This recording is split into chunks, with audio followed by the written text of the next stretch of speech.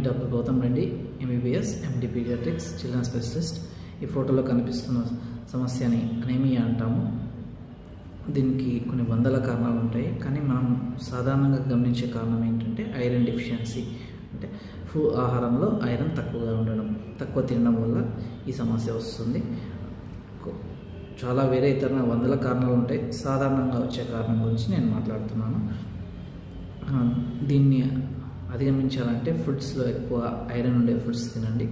Non vegetarians తినే వాళ్ళకు non veg తినగలిగితే మంచిది, ఐరన్ ఎక్కువ ఉంటుంది. దాంతోపాటు B12, ఫోలేట్ అనేవి వేరే కూడా అందుతాయి. ఇంకా వెజిటేరియన్స్ విషయానికి వస్తే leafy vegetables, green leafy vegetables ఎక్కువ తినండి. నట్స్లో ఎక్కువ ఐరన్ ఉంటుంది.